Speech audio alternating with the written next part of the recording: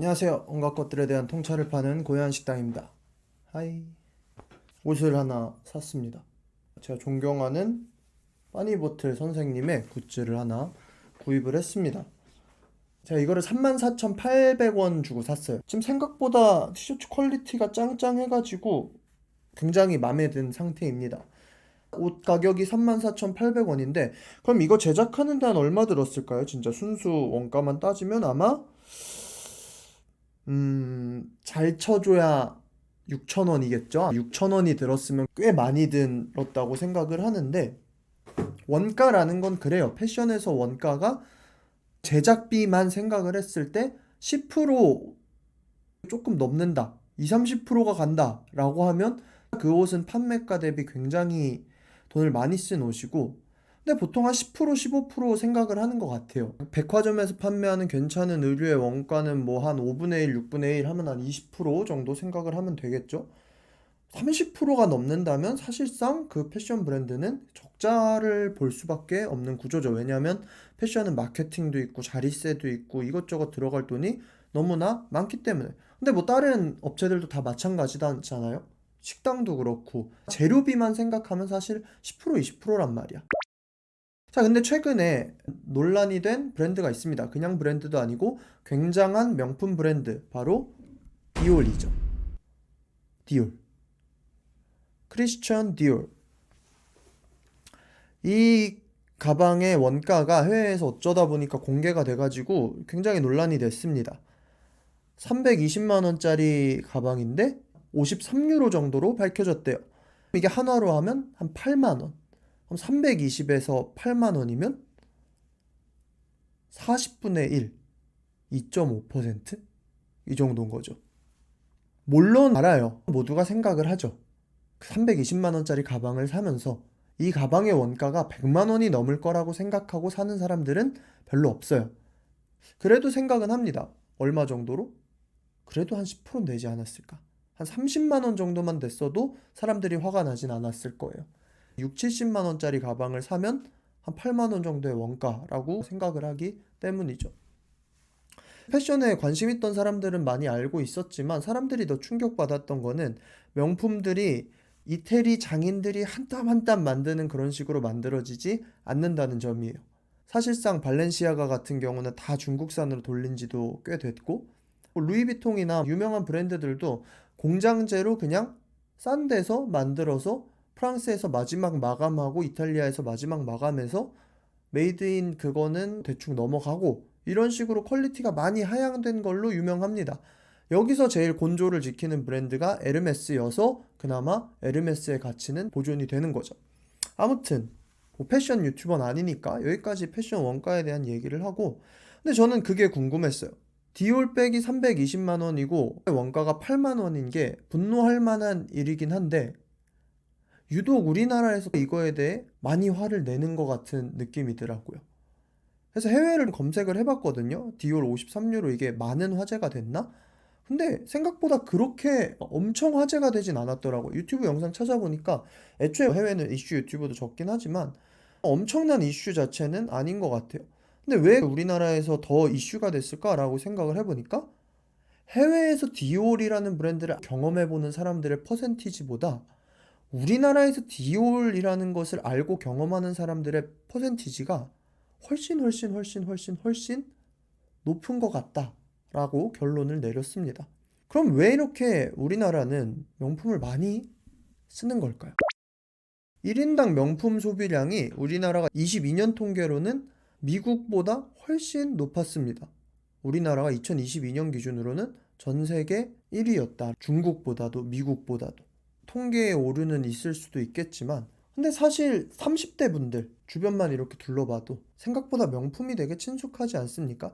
명품이라는 거는 뭔가 희소성, 소수의 사람들이 들고 다녀야 될 것만 같은 그런 기분인데, 어느샌가 주변에 명품이 너무 많아졌어요. 명품을 들고 다니는 사람들이 너무 많아요. 심지어 저희 집에도 명품이 하나 있습니다. 아내가 결혼할 때 저희가 장신구 이런 거는 비싼 거 하나도 하지 말자라고 했는데, 저희 엄마가 그래도 가방 하나 정도는 해줄 수 있지 않냐라고 해서 YSL 가방을 하나 샀어요. 근데 그것도 그렇게 비싸게 산 것도 아니에요. 200만 원 안 되는 돈으로 샀어요. 근데 이 주변 친구들을 보니까 명품백 되게 많이 사더라고요. 돈을 모아서 명품을 사고 그걸 소비하는 걸 되게 즐거워하고 그렇습니다. 뭐 명품을 소비하는 게 옳으냐 그르냐 이런 얘기를 하는 것보단 왜 이렇게 명품을 좋아할까? 그리고 이러한 사회적 흐름 자체가 옳은가? 라고 생각을 해봤을 때, 뭐 사실 다들 느끼잖아요.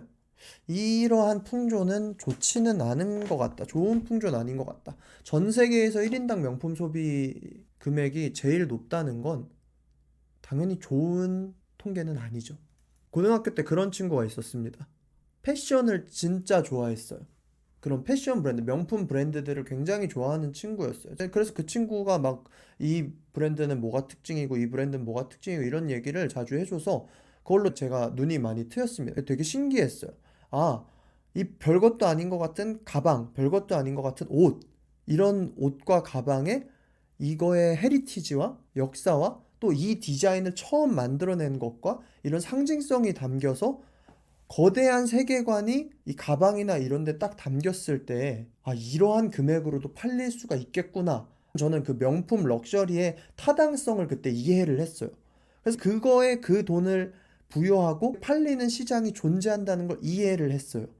그러면 나이를 먹으면서 이제 취미에 사람들이 돈을 쓰잖아요. 자기 컴퓨터에 막 몇백만 원을 쓰기도 하고 게임을 좋아하면 뭐 운동을 좋아하면 라켓 전 테니스를 치는데 테니스 라켓 30만 원 정도 하는데 이거를 열 몇 개씩 사는 사람들도 있고 낚시를 좋아하면 낚싯대를 비싼 걸 사고 누구도 취미에 돈을 많이 쓰는 거 자체에 대해 비난을 할 수는 없어요. 전 만약에 어떤 사람이 자신의 돈벌이에 비해서 너무나 비싼 가방이나 옷을 사는 걸 되게 즐겨 하는데 그 사람의 취미가 그거라면 그 패션 브랜드의 헤리티지와 디자인과 그것들을 즐기고 그것을 사서 아 내가 드디어 상징적인 것들 뭐 구찌의 홀스핏 로퍼를 샀다 뭐 에르메스의 버킨백을 내가 드디어 구했다 일종의 콜렉터로서의 이런 사람들이라면 비난할 것도 아닌 것 같아요. 본인의 취미에 그 정도 돈을 쓰는 거니까. 근데 명품 소비에 대해서 약간 잘못됐다 생각이 들기 시작하는 게 다들 명품을 사고 명품을 SNS에 올리고 하니까 여자들 핸드백을 살 때도 아 그래도 여자가 사회인 정도 되면 아 한 100만 원, 150만 원짜리 가방은 하나 사야지. 구찌 가방 정도 하나 있어야지. 루이비통 가방 정도는 하나 있어야지. 아니 그것도 없어? 남편이 그것도 안 사줘? 아니면 직장인인데 그런 거 사서 기분 좋잖아 한번 사봐. 라는 문화. 이게 얼마나 헛되이 돈을 쓰고 그리고 이 돈을 쓰는 것 자체에 대해서 어떠한 만족감도 없는 그러한 문화가 되게 보편화돼 버린 것 같아요.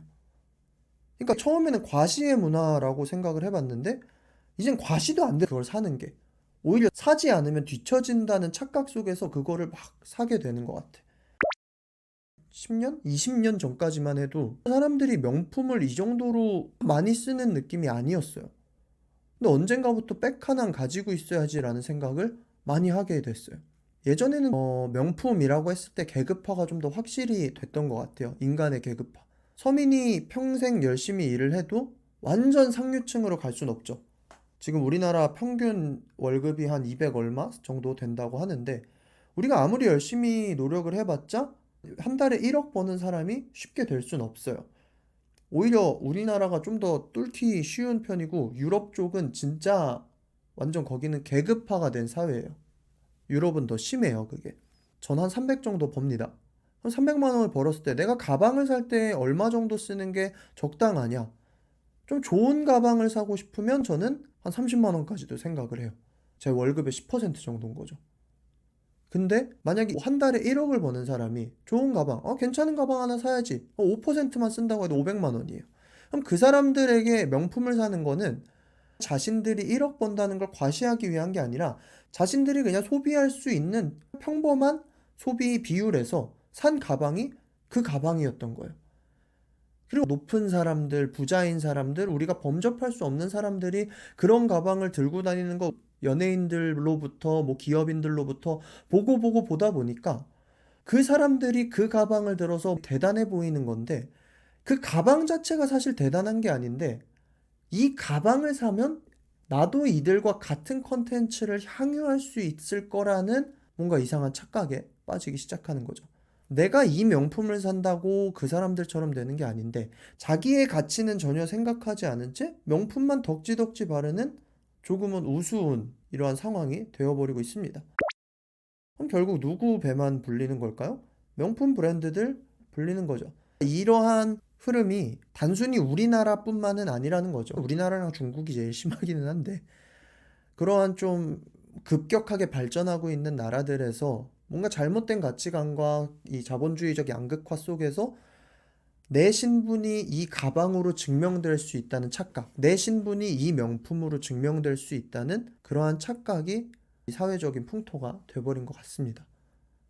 그러니까 좀 양극적인 감정이 다 있는 것 같아요. 어차피 올라갈 수 없기 때문에 뭐 이러한 가방이라도 소비해서 즐거움을 느끼겠다라던가 아니면 진짜로 착각하시는 분들이 있을 수도 있고 명품이 명품으로서 의미 없다는 거를 다들 알게 되는 게 그런 거잖아요.